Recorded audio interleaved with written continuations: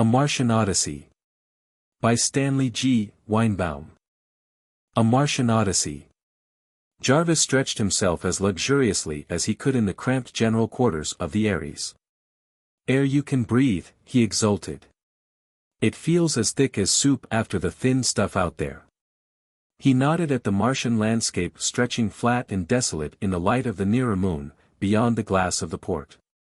The other three stared at him sympathetically: Putz, the engineer, Leroy, the biologist, and Harrison, the astronomer and captain of the expedition. Dick Jarvis was chemist of the famous crew, the Ares expedition, first human beings to set foot on the mysterious neighbor of the Earth, the planet Mars. This, of course, was in the old days, less than 20 years after the mad American Doheny perfected the atomic blast at the cost of his life, and only a decade after the equally mad Cardoza rode on it to the moon. They were true pioneers, these four of the Ares. Except for a half-dozen moon expeditions and the ill-fated Delancey flight aimed at the seductive orb of Venus, they were the first men to feel other gravity than Earth's, and certainly the first successful crew to leave the Earth-Moon system. And they deserve that success when one considers the difficulties and discomforts, the months spent in acclimatization chambers back on Earth, learning to breathe the air as tenuous as that of Mars. The challenging of the void in the tiny rocket driven by the cranky reaction motors of the 21st century, and mostly the facing of an absolutely unknown world. Jarvis stretched and fingered the raw and peeling tip of his frostbitten nose. He sighed again contentedly. "Well," exploded Harrison abruptly, "are we going to hear what happened? You set out all shipshape in an auxiliary rocket, we don't get a peep for 10 days, and finally Putz here picks you out of a lunatic ant heap with a freak ostrich as your pal. Spill it, man." "Spiel?" queried Leroy perplexedly. "Spiel what?" "He means spiel," explained Putz soberly. "It is to tell." Jarvis met Harrison's amused glance without the shadow of a smile. "That's right, Carl," he said in grave agreement with Putz. "Ich spiel es." He grunted comfortably and began. "According to orders," he said, "I watched Carl here take off toward the north, and then I got into my flying sweatbox and headed south. You'll remember, Cap, we had orders not to land, but just scout about for points of interest. I set the two cameras clicking and buzzed along, riding pretty high, about 2,000 feet, for a couple of reasons.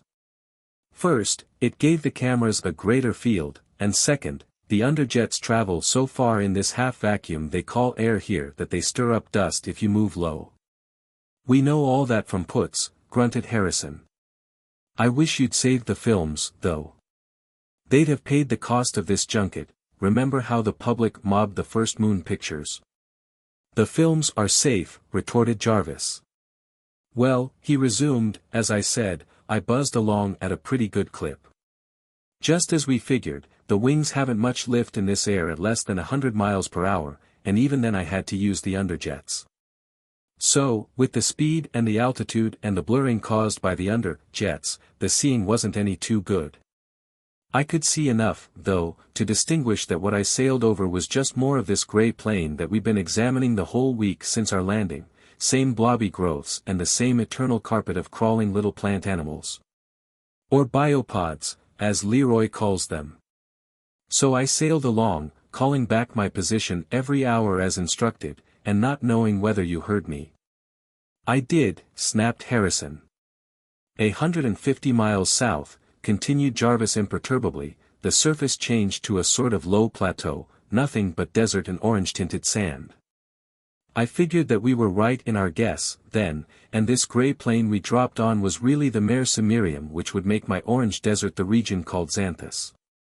If I were right, I ought to hit another gray plain, the Mare Cronium in another couple of 100 miles, and then another orange desert, file 1 or 2.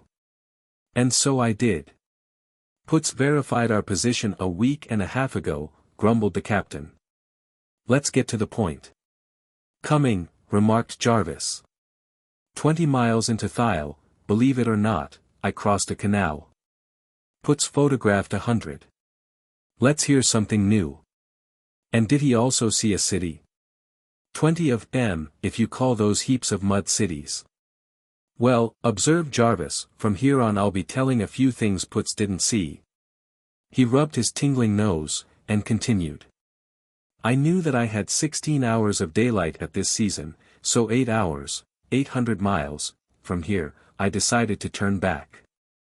I was still over Thiel, whether 1 or 2 I'm not sure, not more than 25 miles into it. And right there, Puts's pet motor quit. Quit? How? Puts was solicitous. The atomic blast got weak. I started losing altitude right away, and suddenly there I was with a thump right in the middle of Thiel. Smashed my nose on the window, too. He rubbed the injured member ruefully. Did you maybe try vashing der combustion chamber mit acid sulfuric, inquired Puts. Sometimes der lead gives a secondary radiation. Nah, said Jarvis disgustedly. I wouldn't try that, of course, not more than 10 times. Besides, the bump flattened the landing gear and busted off the underjets. Suppose I got the thing working, what then? 10 miles with the blast coming right out of the bottom and I'd have melted the floor from under me. He rubbed his nose again. Lucky for me a pound only weighs 7 ounces here, or I'd have been mashed flat. I could have fixed. Ejaculated the engineer. I bet it vas not serious. Probably not, agreed Jarvis sarcastically. Only it wouldn't fly. Nothing serious, but I had the choice of waiting to be picked up or trying to walk back, 800 miles, and perhaps 20 days before we had to leave. 40 miles a day. Well, he concluded, I chose to walk. Just as much chance of being picked up, and it kept me busy. We'd have found you, said Harrison. No doubt. Anyway, I rigged up a harness from some seat straps, and put the water tank on my back, took a cartridge belt and revolver, and some iron rations, and started out. Water tank, exclaimed the little biologist, Leroy. She weighed 1/4 ton. Wasn't full. Weighed about 250 pounds earth weight, which is 85 here. Then, besides, my own personal 210 pounds is only 70 on Mars, so, tank and all, I grossed 155, or 55 pounds less than my everyday earth weight. I figured on that when I undertook the 40-mile daily stroll. Oh, of course I took a thermoskin sleeping bag for these wintry Martian nights. Off I went, bouncing along pretty quickly. 8 hours of daylight meant 20 miles or more. It got tiresome, of course, plugging along over a soft sand desert with nothing to see, not even Leroy's crawling biopods. But an hour or so brought me to the canal, just a dry ditch about 400 feet wide, and straight as a railroad on its own company map. There'd been water in it some time, though. The ditch was covered with what looked like a nice green lawn. Only, as I approached, the lawn moved out of my way. Said Leroy. Yeah, it was a relative of your biopods. I caught one, a little grass-like blade about as long as my finger, with 2 thin, stemmy legs. He is where? Leroy was eager. He is let go. I had to move, so I plowed along with the walking grass opening in front and closing behind. And then I was out on the orange desert of Thiel again. I plugged steadily along, cussing the sand that made going so tiresome, and, incidentally, cussing that cranky motor of yours, Carl. It was just before twilight that I reached the edge of Thiel, and looked down over the grey mare Chronium. And I knew there was 75 miles of that be walked over, and then a couple of 100 miles of that Xanthus desert, and about as much more mare Cimmerium. Was I pleased? I started cussing you fellows for not picking me up. We were trying, you sap, said Harrison. That didn't help. Well, I figured I might as well use what was left of daylight in getting down the cliff that bounded Thiel. I found an easy place, and down I went. Mare Chronium was just the same sort of place as this, crazy leafless plants and a bunch of crawlers. I gave it a glance and hauled out my sleeping bag. Up to that time, you know, I hadn't seen anything worth worrying about on this half-dead world, nothing dangerous, that is. Did you? Queried Harrison. Did I? You'll hear about it when I come to it. Well, I was just about to turn in when suddenly I heard the wildest sort of shenanigans. "Votiss shenanigans?" inquired Putz. "He says, Jayani says quoi," explained Leroy. "It is to say, I don't know what." "That's right," agreed Jarvis. "I didn't know what, so I sneaked over to find out. There was a racket like a flock of crows eating a bunch of canaries, whistles, cackles, caws, trills, and what have you. I rounded a clump of stumps, and there was Tweel." "Tweel," said Harrison, and Tweel, said Leroy and Putz. "That freak ostrich," explained the narrator. "At least, Tweel is as near as I can pronounce it without sputtering. He called it something like twirl. What was he doing?" asked the captain. "He was being eaten. And squealing, of course, as anyone would." "Eaten? By what?" "I found out later. All I could see then was a bunch of black ropey arms tangled around what looked like, as Putz described it to you, an ostrich. I wasn't going to interfere, naturally. If both creatures were dangerous, I'd have one less to worry about. But the bird-like thing was putting up a good battle, dealing vicious blows with an 18-inch beak, between screeches. And besides, I caught a glimpse or two of what was on the end of those arms." Jarvis shuddered. "But the clincher was when I noticed a little black bag or case hung about the neck of the bird thing. It was intelligent. That or tame, I assumed. Anyway, it clinched my decision. I pulled out my automatic and fired into what I could see of its antagonist. There was a flurry of tentacles and a spurt of black corruption, and then the thing, with a disgusting sucking noise, pulled itself and its arms into a hole in the ground. The other let out a series of clacks, staggered around on legs about as thick as golf sticks, and turned suddenly to face me. I held my weapon ready, and the two of us stared at each other. The Martian wasn't a bird, really. It wasn't even bird-like, except just at first glance. It had a beak all right, and a few feathery appendages, but the beak wasn't really a beak. It was somewhat flexible, I could see the tip bend slowly from side to side. It was almost like a cross between a beak and a trunk. It had 4-toed feet, and 4-fingered things, hands, you'd have to call them, and a little roundish body, and a long neck ending in a tiny head, and that beak. It stood an inch or so taller than I, and, well, Putz saw it. The engineer nodded. "Ja. I saw." Jarvis continued. "So, we stared at each other. Finally the creature went into a series of clackings and twitterings and held out its hands toward me, empty. I took that as a gesture of friendship. Perhaps, suggested Harrison, it looked at that nose of yours and thought you were its brother." "Ha! You can be funny without talking. Anyway, I put up my gun and said, don't mention it, or something of the sort, and the thing came over and we were pals. By that time, the sun was pretty low and I knew that I'd better build a fire or get into my thermoskin. I decided on the fire. I picked a spot at the base of the thial cliff where the rock could reflect a little heat on my back. I started breaking off chunks of this desiccated Martian vegetation, and my companion caught the idea and brought in an armful. I reached for a match, but the Martian fished into his pouch and brought out something that looked like a glowing coal. One touch of it, and the fire was blazing, and you all know what a job we have starting a fire in this atmosphere. "And that bag of his," continued the narrator. "That was a manufactured article, my friends. Press an end and she popped open, press the middle and she sealed so perfectly you couldn't see the line. Better than zippers. Well, we stared at the fire for a while and I decided to attempt some sort of communication with the Martian. I pointed at myself and said, 'Dick,' he caught the drift immediately, stretched a bony claw at me and repeated, 'Tick.' Then I pointed at him, and he gave that whistle I called Tweel. I can't imitate his accent. Things were going smoothly. To emphasize the names, I repeated, 'Dick,' and then, pointing at him, 'Tweel.'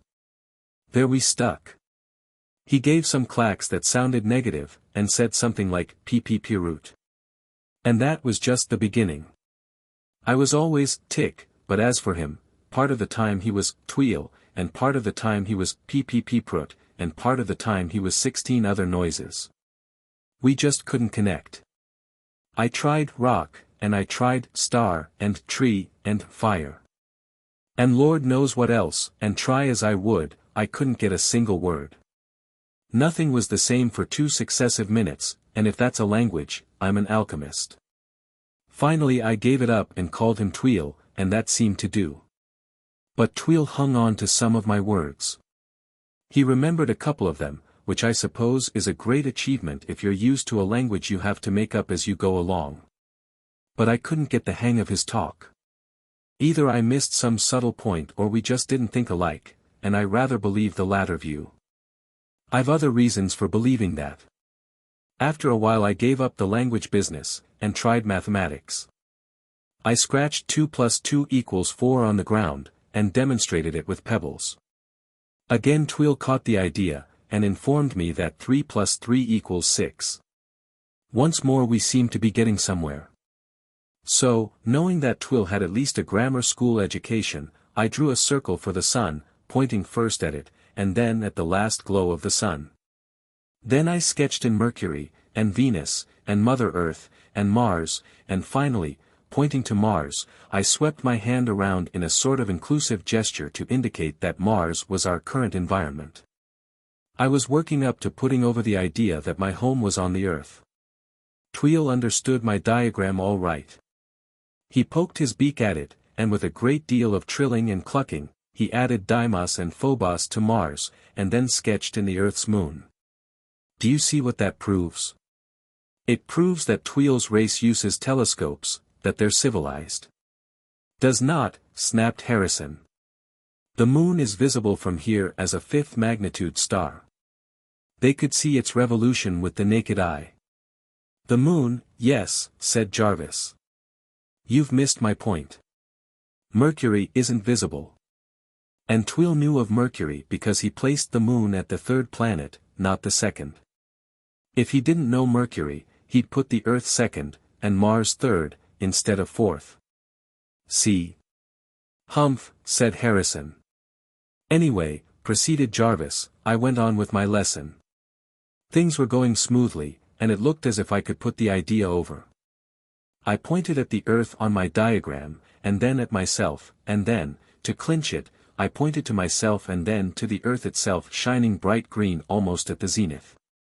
Tweel set up such an excited clacking that I was certain he understood. He jumped up and down, and suddenly he pointed at himself and then at the sky, and then at himself and at the sky again.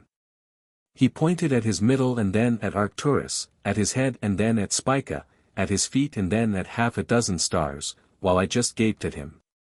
Then, all of a sudden, he gave a tremendous leap. Man, what a hop! He shot straight up into the starlight, 75 feet if an inch. I saw him silhouetted against the sky, saw him turn and come down at me head first, and land smack on his beak like a javelin. There he stuck square in the center of my sun circle in the sand, a bull's eye. Nuts, observed the captain. Plain nuts. That's what I thought, too. I just stared at him open-mouthed while he pulled his head out of the sand and stood up. Then I figured he'd missed my point, and I went through the whole blamed rigmarole again, and it ended the same way, with Tweel on his nose in the middle of my picture. Maybe it's a religious rite, suggested Harrison. Maybe, said Jarvis dubiously. Well, there we were. We could exchange ideas up to a certain point, and then, blooey. Something in us was different, unrelated. I don't doubt that Tweel thought me just as screwy as I thought him. Our minds simply looked at the world from different viewpoints, and perhaps his viewpoint is as true as ours. But, we couldn't get together, that's all. Yet, in spite of all difficulties, I liked Tweel, and I have a queer certainty that he liked me. Nuts, repeated the captain. Just daffy. Yeah.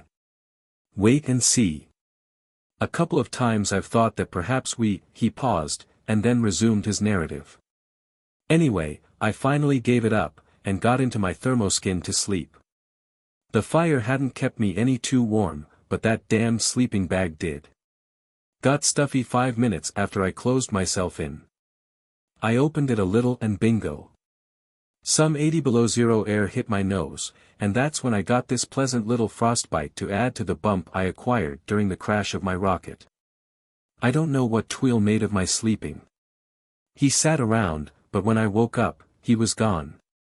I just crawled out of my bag, though, when I heard some twittering, and there he came, sailing down from that 3-story tile cliff to alight on his beak beside me.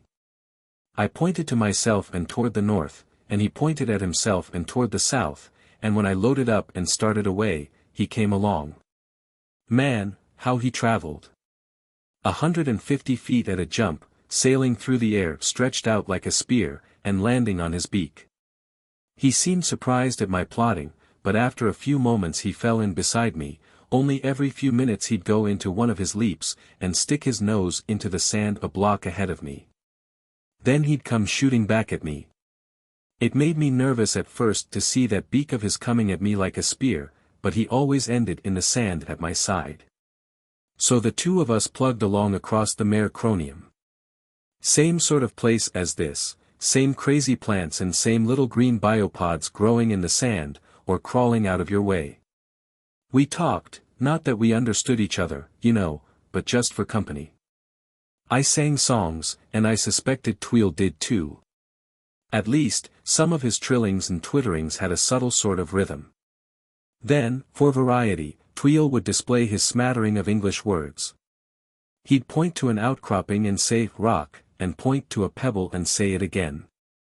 Or he'd touch my arm and say tick, and then repeat it. He seemed terrifically amused that the same word meant the same thing twice in succession, or that the same word could apply to two different objects. It set me wondering if perhaps his language wasn't like the primitive speech of some Earth people, you know, Captain, like the Negritos, for instance, who haven't any generic words. No word for food or water or man, words for good food and bad food, or rainwater and seawater, or strong man and weak man, but no names for general classes. They're too primitive to understand that rainwater and seawater are just different aspects of the same thing. But that wasn't the case with Tweel, it was just that we were somehow mysteriously different, our minds were alien to each other. And yet, we liked each other. Loony, that's all, remarked Harrison. That's why you two were so fond of each other. Well, I like you, countered Jarvis wickedly. Anyway, he resumed, don't get the idea that there was anything screwy about Tweel. In fact, I'm not so sure but that he couldn't teach our highly praised human intelligence a trick or two. Oh, he wasn't an intellectual superman, I guess. But don't overlook the point that he managed to understand a little of my mental workings, and I never even got a glimmering of his. Because he didn't have any, suggested the captain, while Putz and Leroy blinked attentively. You can judge of that when I'm through, said Jarvis. Well, we plugged along across the Mare Cronium all that day, and all the next. Mare Cronium, Sea of Time. Say, I was willing to agree with Schiaparelli's name by the end of that march. Just that gray, endless plain of weird plants, and never a sign of any other life. It was so monotonous that I was even glad to see the desert of Xanthus toward the evening of the second day. I was fair worn out, but Tweel seemed as fresh as ever, for all I never saw him drink or eat. I think he could have crossed the Mare Cronium in a couple of hours with those block-long nose dives of his, but he stuck along with me. I offered him some water once or twice, he took the cup from me and sucked the liquid into his beak, and then carefully squirted it all back into the cup and gravely returned it. Just as we sighted Xanthus, or the cliffs that bounded it, one of those nasty sand clouds blew along, not as bad as the one we had here, but mean to travel against. I pulled the transparent flap of my thermoskin bag across my face and managed pretty well, and I noticed that Tweel used some feathery appendages growing like a mustache at the base of his beak to cover his nostrils. And some similar fuzz to shield his eyes. He is a desert creature, ejaculated the little biologist, Leroy. Huh. Why? He drink no water, he is adapt for sand storm. Proves nothing. There's not enough water to waste anywhere on this desiccated pill called Mars. We'd call all of it desert on Earth, you know. He paused. Anyway, after the sand storm blew over, a little wind kept blowing in our faces, not strong enough to stir the sand. But suddenly things came drifting along from the Xanthus cliffs, small, transparent spheres, for all the world like glass tennis balls. But light, they were almost light enough to float even in this thin air, empty, too. At least, I cracked open a couple and nothing came out but a bad smell. I asked Tweel about them, but all he said was no, no, no, which I took to mean that he knew nothing about them. So they went bouncing by like tumbleweeds, or like soap bubbles, and we plugged on toward Xanthus. Tweel pointed at one of the crystal balls once and said rock, but I was too tired to argue with him. Later I discovered what he meant. We came to the bottom of the Xanthus cliffs finally, when there wasn't much daylight left. I decided to sleep on the plateau if possible. Anything dangerous, I reasoned, would be more likely to prowl through the vegetation of the Mare Cronium than the sand of Xanthus. Not that I'd seen a single sign of menace, except the rope-armed black thing that had trapped Tweel, and apparently that didn't prowl at all, but lured its victims within reach. It couldn't lure me while I slept, especially as Tweel didn't seem to sleep at all, but simply sat patiently around all night. I wondered how the creature had managed to trap Tweel, but there wasn't any way of asking him. I found that out too, later. It's devilish. However, we were ambling around the base of the Xanthus barrier looking for an easy spot to climb. At least, I was.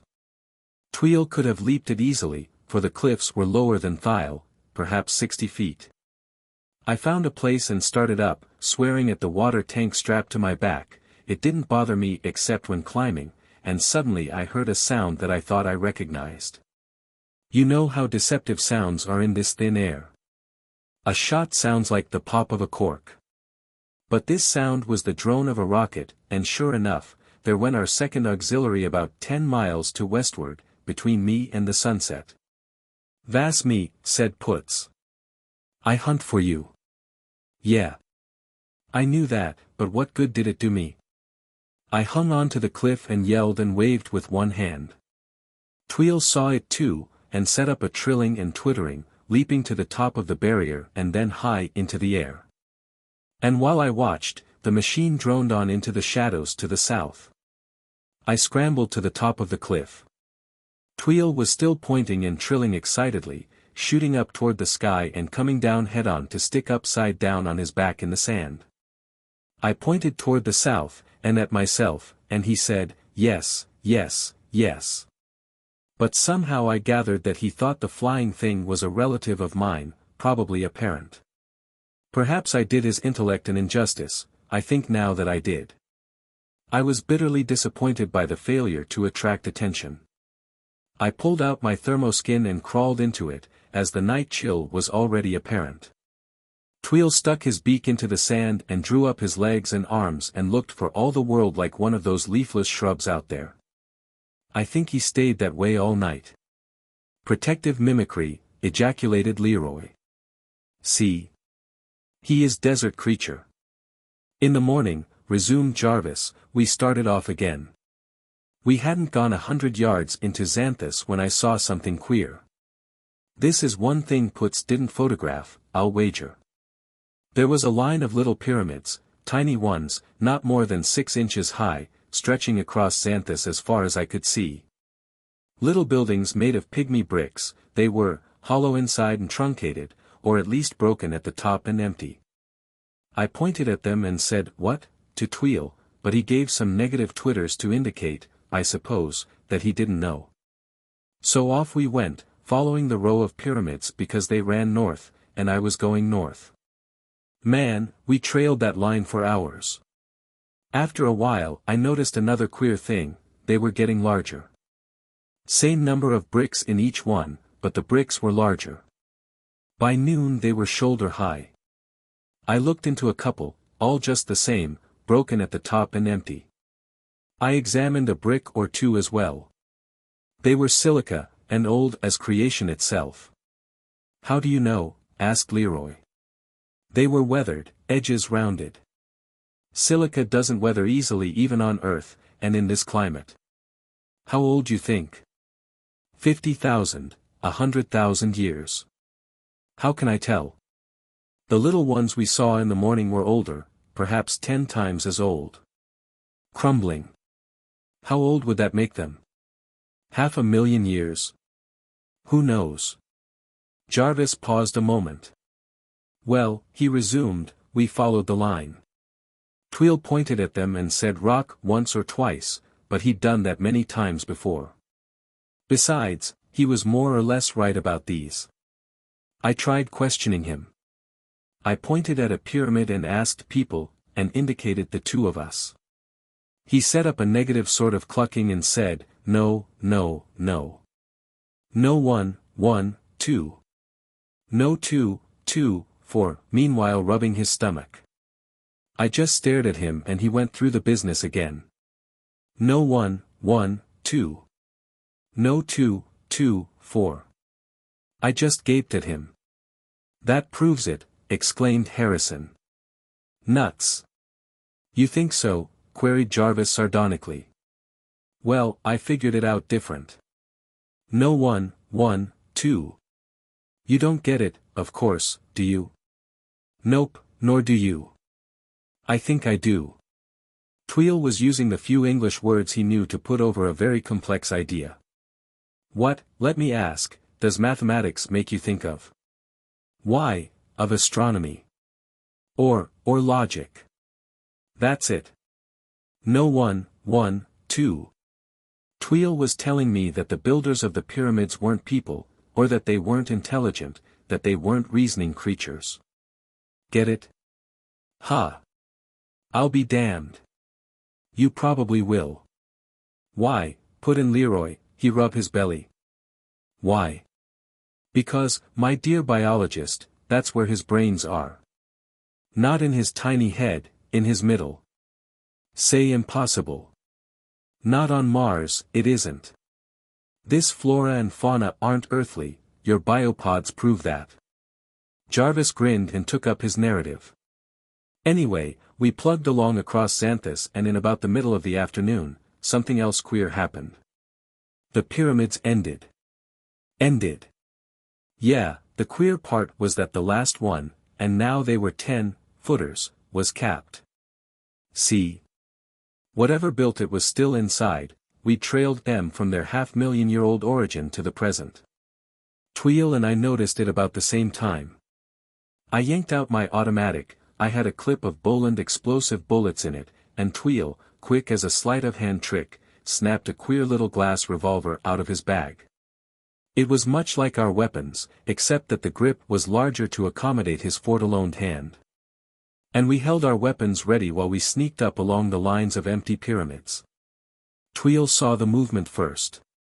The top tiers of bricks were heaving, shaking, and suddenly slid down the sides with a thin crash. And then, something was coming out. A long, silvery gray arm appeared, dragging after it an armored body. Armored, I mean, with scales, silver gray and dull shining. The arm heaved the body out of the hole, the beast crashed to the sand. It was a nondescript creature, body like a big gray cask, arm and a sort of mouth hole at one end. Stiff, pointed tail at the other, and that's all. No other limbs, no eyes, ears, nose, nothing.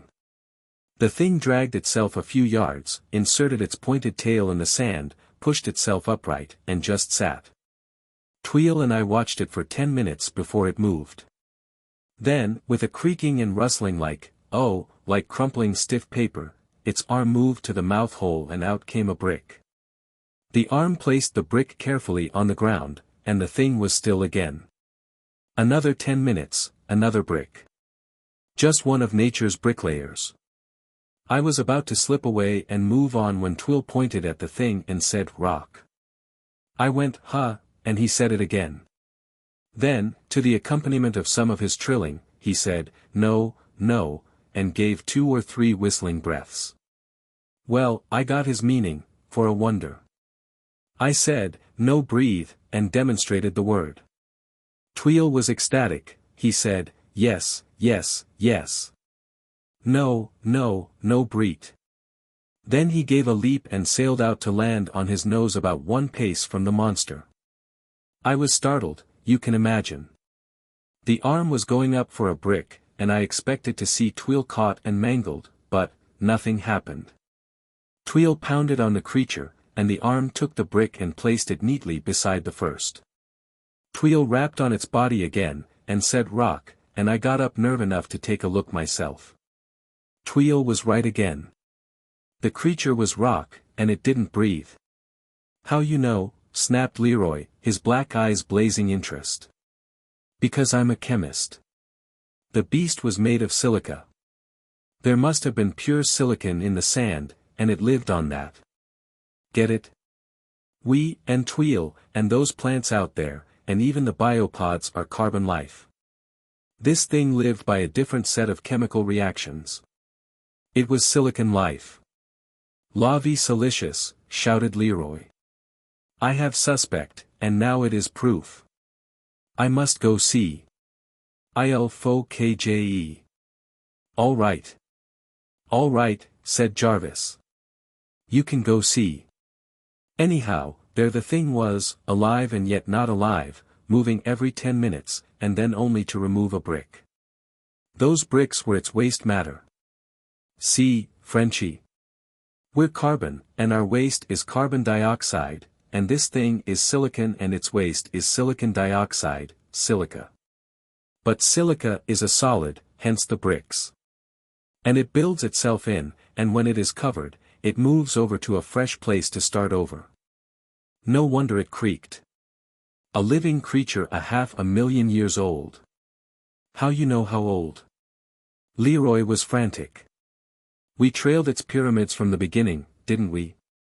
If this weren't the original pyramid builder, the series would have ended somewhere before we found him, wouldn't it? Ended and started over with the small ones. That's simple enough, isn't it? But he reproduces, or tries to. Before the third brick came out, there was a little rustle and out popped a whole stream of those little crystal balls. They're his spores, or seeds, call them what you want. They went bouncing by across Xanthus just as they bounced by us back in the Mare Cronium. I've a hunch how they work, too. This is for your information, Leroy. I think the crystal shell of silica is no more than protective covering, like an eggshell, and that the active principle is the smell inside. It's some sort of gas that attacks silicon, and if the shell is broken near a supply of that element, some reaction starts that ultimately develops into a beast like that one.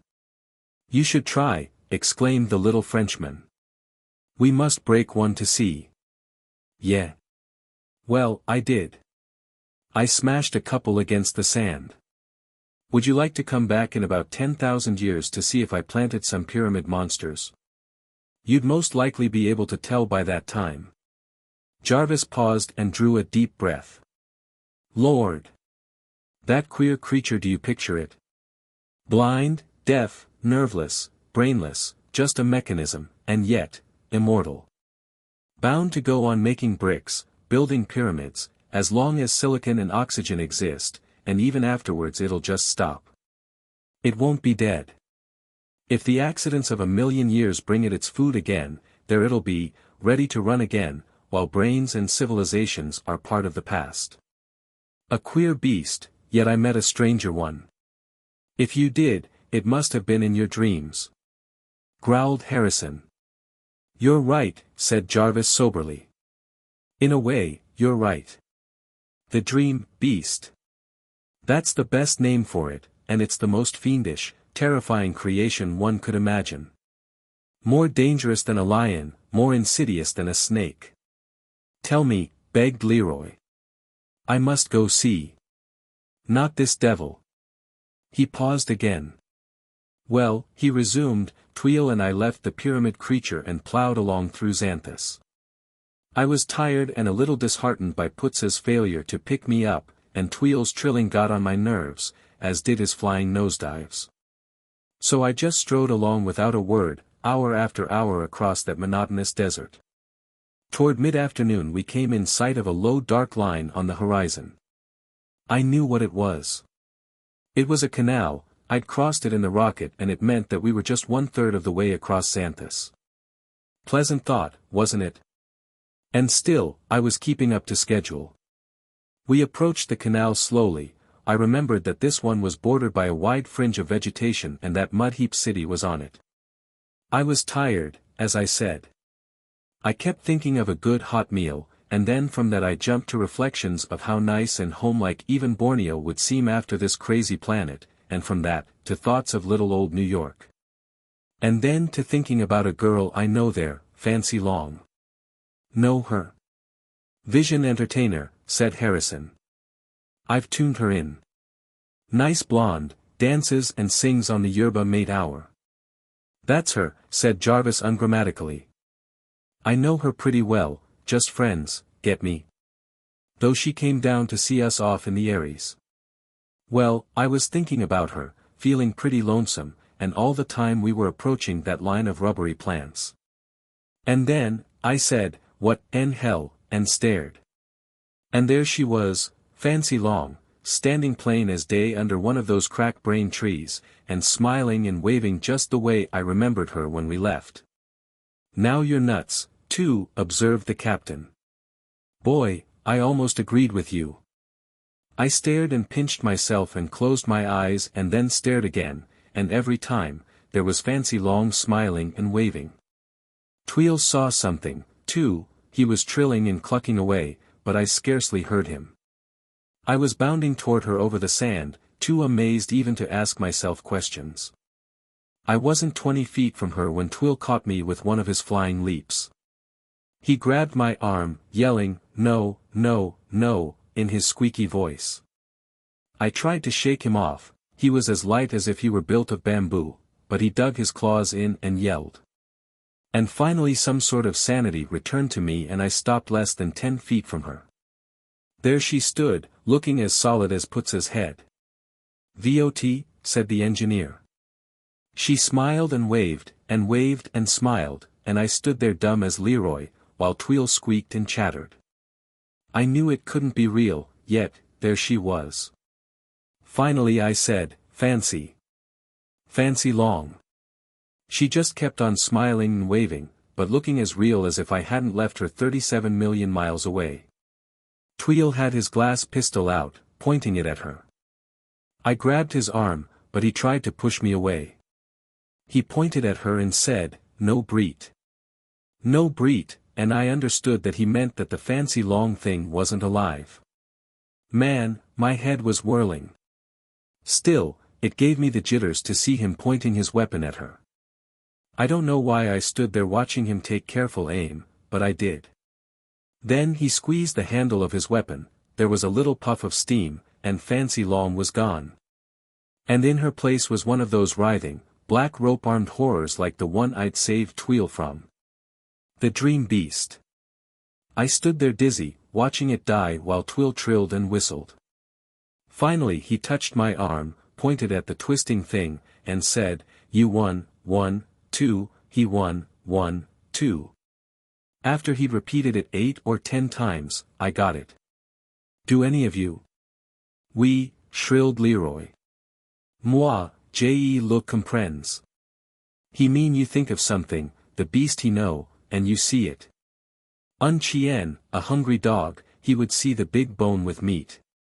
Or smell it, not. "Right," said Jarvis. The dream beast uses its victim's longings and desires to trap its prey. The bird at nesting season would see its mate, the fox, prowling for its own prey, would see a helpless rabbit.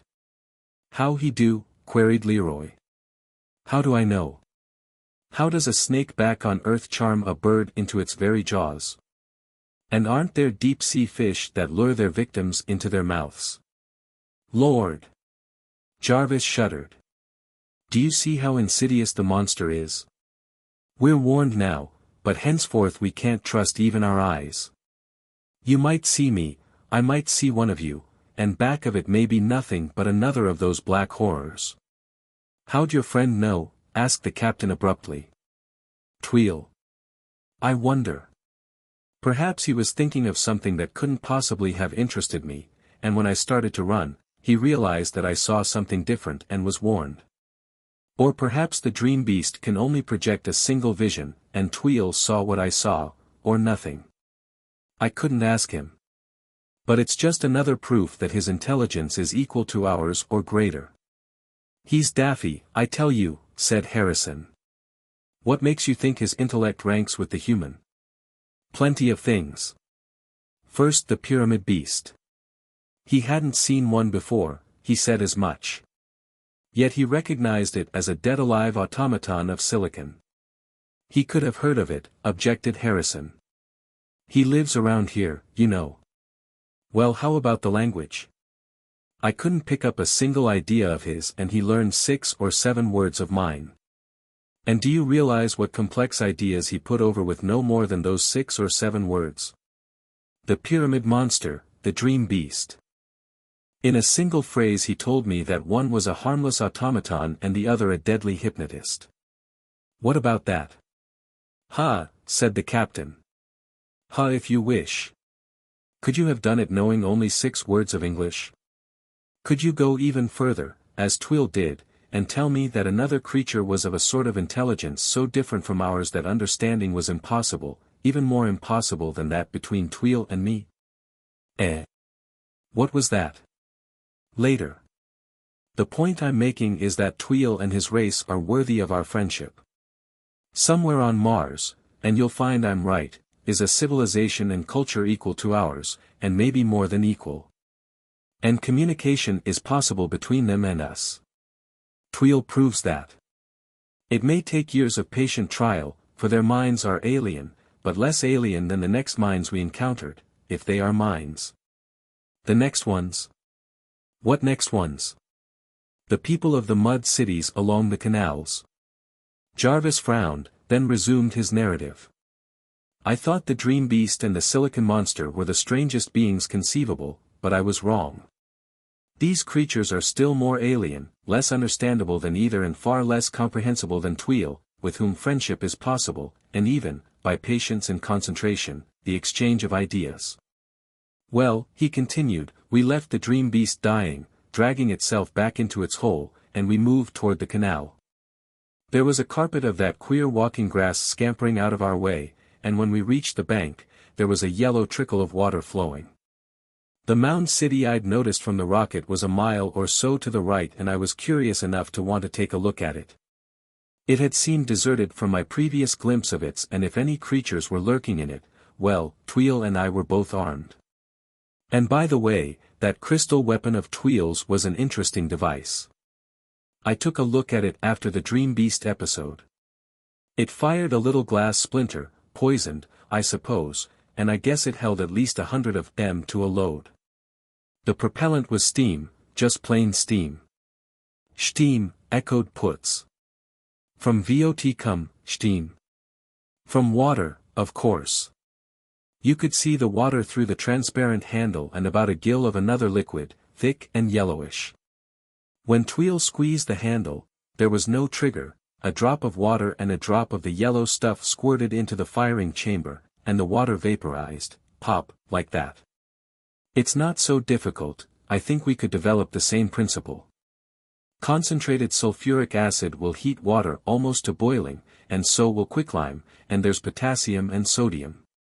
Of course, his weapon hadn't the range of mine, but it wasn't so bad in this thin air. And it did hold as many shots as a cowboy's gun in a Western movie.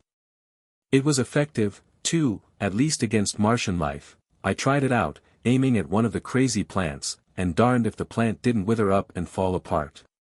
That's why I think the glass splinters were poisoned. Anyway, we trudged along toward the mud-heap city, and I began to wonder whether the city builders dug the canals. I pointed to the city and then at the canal, and Tweel said no, no, no, and gestured toward the south. I took it to mean that some other race had created the canal system, perhaps Tweel's people. I don't know, maybe there's still another intelligent race on the planet, or a dozen others. Mars is a queer little world. 100 yards from the city we crossed a sort of road, just a hard-packed mud trail, and then, all of a sudden, along came one of the mound builders. Man, talk about fantastic beings. It looked rather like a barrel trotting along on 4 legs with 4 other arms or tentacles. It had no head, just body and members and a row of eyes completely around it. The top end of the barrel body was a diaphragm stretched as tight as a drumhead, and that was all. It was pushing a little coppery cart and tore right past us like the proverbial bat out of hell. It didn't even notice us, although I thought the eyes on my side shifted a little as it passed. A moment later another came along, pushing another empty cart. Same thing, it just scooted past us. Well, I wasn't going to be ignored by a bunch of barrels playing train, so when the third one approached, I planted myself in the way, ready to jump, of course, if the thing didn't stop. But it did. It stopped and set up a sort of drumming from the diaphragm on top. And I held out both hands and said, "We are friends." And what do you suppose the thing did? Said, "Pleased to meet you, I'll bet," suggested Harrison.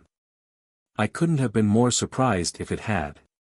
It drummed on its diaphragm, and then suddenly boomed out, "We are VRRENs," and gave its pushcart a vicious poke at me. I jumped aside, and away it went while I stared dumbly after it. A minute later another one came hurrying along. This one didn't pause, but simply drummed out, "We are VRRENs," and scurried by. How did it learn the phrase? Were all of the creatures in some sort of communication with each other? Were they all parts of some central organism? I don't know, though I think Tweel does. Anyway, the creatures went sailing past us, every one greeting us with the same statement. It got to be funny. I never thought to find so many friends on this godforsaken ball. Finally I made a puzzled gesture to Tweel. I guess he understood, for he said, 112, yes, 224, no. Get it? Sure, said Harrison. It's a Martian nursery rhyme. Yeah. Well, I was getting used to Tweel's symbolism, and I figured it out this way. 112, yes. The creatures were intelligent. 224, no. Their intelligence was not of our order, but something different and beyond the logic of 2 and 2 is 4. Maybe I missed his meaning. Perhaps he meant that their minds were of low degree, able to figure out the simple things. 112, yes. But not more difficult things, 224, no. But I think from what we saw later that he meant the other. After a few moments, the creatures came rushing back, first one, then another. Their pushcarts were full of stones, sand, chunks of rubbery plants, and such rubbish as that. They droned out their friendly greeting, which didn't really sound so friendly, and dashed on. The third one I assumed to be my first acquaintance, and I decided to have another chat with him. I stepped into his path again and waited. Up he came, booming out his, "We are VRRENs," and stopped. I looked at him. 4 or 5 of his eyes looked at me. He tried his password again and gave a shove on his cart, but I stood firm. And then the dashed creature reached out one of his arms, and 2 finger-like nippers tweaked my nose. "Haw!" roared Harrison. "Maybe the things have a sense of beauty." "Laugh," grumbled Jarvis. I'd already had a nasty bump and a mean frostbite on that nose. Anyway, I yelled "ouch," and jumped aside and the creature dashed away. But from then on, their greeting was, "We are VRRENs." Ouch. Queer beasts. Tweel and I followed the road squarely up to the nearest mound. The creatures were coming and going, paying us not the slightest attention, fetching their loads of rubbish. The road simply dived into an opening, and slanted down like an old mine, and in and out darted the barrel people, greeting us with their eternal phrase. I looked in, there was a light somewhere below, and I was curious to see it. It didn't look like a flame or torch, you understand, but more like a civilized light, and I thought that I might get some clue as to the creature's development. So in I went and Tweel tagged along, not without a few trills and twitters, however. The light was curious, it sputtered and flared like an old arc light, but came from a single black rod set in the wall of the corridor. It was electric, beyond doubt. The creatures were fairly civilized, apparently. Then I saw another light shining on something that glittered and I went on to look at that, but it was only a heap of shiny sand. I turned toward the entrance to leave, and the devil take me if it wasn't gone. I suppose the corridor had curved, or I'd stepped into a side passage. Anyway, I walked back in that direction I thought we'd come, and all I saw was more dim-lit corridor. The place was a labyrinth. There was nothing but twisting passages running every way, lit by occasional lights, and now and then a creature running by, sometimes with a pushcart, sometimes without. Well, I wasn't much worried at first. Tweel and I had only come a few steps from the entrance. But every move we made after that seemed to get us in deeper. Finally, I tried following one of the creatures with an empty cart, thinking that he'd be going out for his rubbish, but he ran around aimlessly, into one passage and out another. When he started dashing around a pillar like one of these Japanese waltzing mice, I gave up, dumped my water tank on the floor, and sat down. Tweel was as lost as I. I pointed up and he said, "No, no, no," in a sort of helpless trill. And we couldn't get any help from the natives. They paid no attention at all, except to assure us they were friends. Ouch. Lord. I don't know how many hours or days we wandered around there. I slept twice from sheer exhaustion. Tweel never seemed to need sleep. We tried following only the upward corridors, but they'd run uphill a ways and then curve downwards. The temperature in that damned anthill was constant. You couldn't tell night from day, and after my first sleep I didn't know whether I'd slept 1 hour or 13, so I couldn't tell from my watch whether it was midnight or noon. We saw plenty of strange things. There were machines running in some of the corridors, but they didn't seem to be doing anything, just wheels turning. And several times I saw 2 barrel beasts with a little one growing between them, joined to both. Parthenogenesis. Exulted Leroy. Parthenogenesis by budding like les tulipes. If you say so, Frenchy, agreed Jarvis. The things never noticed us at all, except, as I say, to greet us with, "We are VRRENs." Ouch. They seemed to have no home life of any sort, but just scurried around with their pushcarts, bringing in rubbish. And finally I discovered what they did with it. We'd had a little luck with a corridor, one that slanted upwards for a great distance. I was feeling that we ought to be close to the surface when suddenly the passage debouched into a domed chamber, the only one we'd seen. And man! I felt like dancing when I saw what looked like daylight through a crevice in the roof. There was a sort of machine in the chamber, just an enormous wheel that turned slowly, and one of the creatures was in the act of dumping his rubbish below it. The wheel ground it with a crunch, sand, stones, plants, all into powder that sifted away somewhere. While we watched, others filed in, repeating the process, and that seemed to be all. No rhyme nor reason to the whole thing, but that's characteristic of this crazy planet. And there was another fact that's almost too bizarre to believe. One of the creatures, having dumped his load, pushed his cart aside with a crash and calmly shoved himself under the wheel. I watched him being crushed, too stupefied to make a sound, and a moment later, another followed him. They were perfectly methodical about it, too. One of the cartless creatures took the abandoned pushcart. Tweel didn't seem surprised.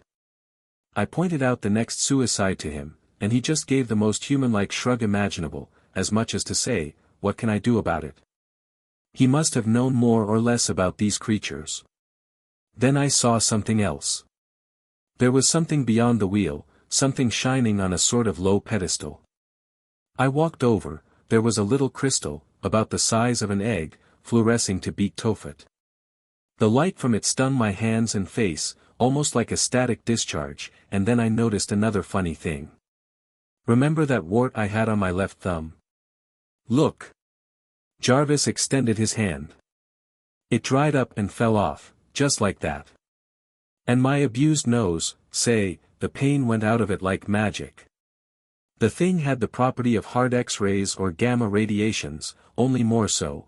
It destroyed diseased tissue and left healthy tissue unharmed.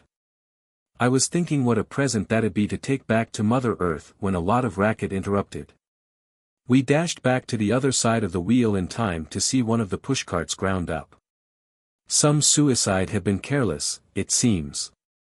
Then suddenly the creatures were booming and drumming all around us and their noise was decidedly menacing. A crowd of them advanced toward us. We backed out of what I thought was the passage we'd entered by, and they came rumbling after us, some pushing carts and some not. Crazy brutes. There was a whole chorus of, "We are VRRENs." Ouch. I didn't like the ouch. It was rather suggestive. Tweel had his glass gun out and I dumped my water tank for greater freedom and got mine. We backed up the corridor with the barrel beasts following, about 20 of them. Queer thing, the ones coming in with loaded carts moved past us inches away without a sign. Tweel must have noticed that. Suddenly, he snatched out that glowing coal cigar lighter of his and touched a cartload of plant limbs. Puff! The whole load was burning, and the crazy beast pushing it went right along without a change of pace. It created some disturbance among our VVRENs, however, and then I noticed the smoke eddying and swirling past us, and sure enough, there was the entrance. I grabbed Tweel and out we dashed and after us our 20 pursuers. The daylight felt like heaven, though I saw at first glance that the sun was all but set, and that was bad, since I couldn't live outside my thermoskin bag in a Martian night, at least, without a fire. And things got worse in a hurry. They cornered us in an angle between two mounds, and there we stood. I hadn't fired nor had Tweel, there wasn't any use in irritating the brutes. They stopped a little distance away and began their booming about friendship and ouchs. Then things got still worse. A barrel brute came out with a pushcart and they all grabbed into it and came out with handfuls of foot-long copper darts, sharp-looking ones, and all of a sudden one sailed past my ear, zing. And it was shoot or die then. We were doing pretty well for a while. We picked off the ones next to the pushcart and managed to keep the darts at a minimum, but suddenly there was a thunderous booming of VVRENs, and ouchs, and a whole army of them came out of their hole. Man! We were through and I knew it. Then I realized that Tweel wasn't. He could have leaped the mound behind us as easily as not. He was staying for me. Say, I could have cried if there'd been time. I'd liked Tweel from the first, but whether I'd have had gratitude to do what he was doing, suppose I had saved him from the first dream beast, he'd done as much for me, hadn't he? I grabbed his arm, and said, "Tweel," and pointed up, and he understood. He said, "No, no, no, tick," and popped away with his glass pistol. What could I do? I'd be a goner anyway when the sun set, but I couldn't explain that to him. I said, "Thanks, Tweel. You're a man," and felt that I wasn't paying him any compliment at all. A man. There are mighty few men who do that. So I went bang with my gun and Tweel went puff with his, and the barrels were throwing darts and getting ready to rush us, and booming about being friends.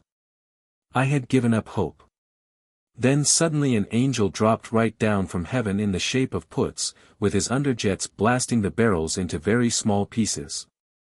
Wow! I let out a yell and dashed for the rocket. Puts opened the door and in I went, laughing and crying and shouting. It was a moment or so before I remembered Tweel. I looked around in time to see him rising in one of his nosedives over the mound and away. I had a devil of a job arguing Puts into following. By the time we got the rocket aloft, darkness was down, you know how it comes here, like turning off a light. We sailed out over the desert and put down once or twice. I yelled Tweel. And yelled it 100 times, I guess. We couldn't find him, he could travel like the wind and all I got, or else I imagined it, was a faint trilling and twittering drifting out of the south.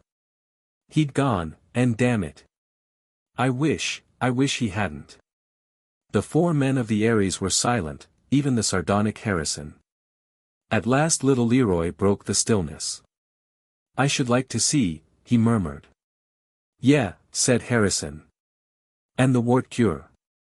Too bad you missed that. It might be the cancer cure they've been hunting for a century and a half. Oh, that, muttered Jarvis gloomily. That's what started the fight. He drew a glistening object from his pocket. Here it is. The end.